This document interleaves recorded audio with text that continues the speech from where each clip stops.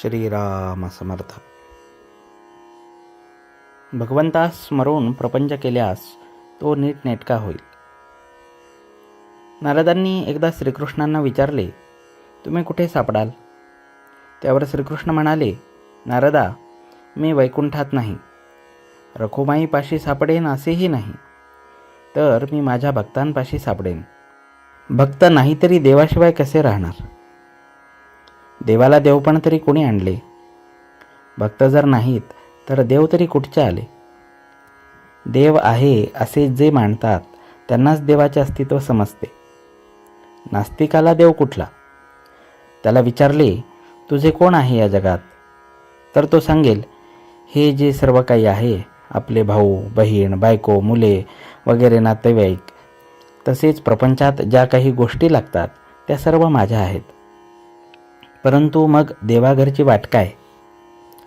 ज्याने जग निर्माण केले त्याला विसरायचे आणि जे उत्पन्न केले ते माझे म्हणायचे, हा परमार्थ होईल काय? तेव्हा देव आहे अशी भावना धरा आणि देवाला दार उघडा, म्हणजे तो सदा सर्व काळ तुमच्या जवळच आहे.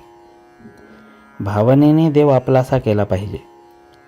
आपण कुठेही गेलो तरी आपल्या रामाला बरोबर घेऊन जात जा, म्हणजे तुम्हाला काही भीती नाही.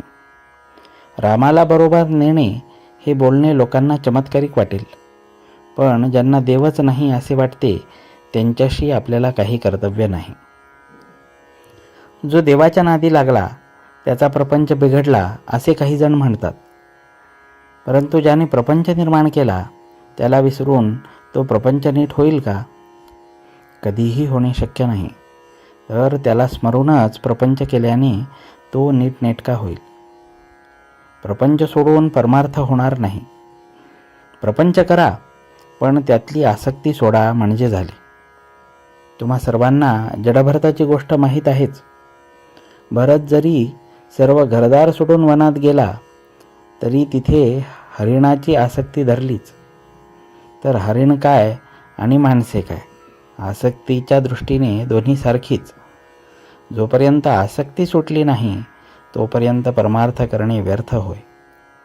तरी आसक्ती सोडण्याचा प्रयत्न करा आणि माझा राम सदा सर्व काळ माझ्या मागे पुढे आहे ही भावना धरा. एकाने विचारले, तुम्ही सर्वांना मानसपूजा करायला सांगता, पण एकटा राम सर्वांच्या जवळ कसा जाणार? मी त्याला सांगितले, तू मानसपूजा कर, म्हणजे तुझ्याजवळ तो राहील. तो जर सर्व ठिकाणी भरलेला आहे तर त्याला जाणे येणे नाहीच. आपण मात्र त्याला पाहणे जरूर आहे. भगवंताचे नामस्मरण हा उंबरठ्यावरचा दिवा आहे. त्याने भगवंत आणि प्रपंच दोन्हीकडे उजेड पडेल. देवावर सर्व सोपवून निश्चिंत होणे हेच अनुसंधान समजावे. जानकी जीवन स्मरण. जय जय राम.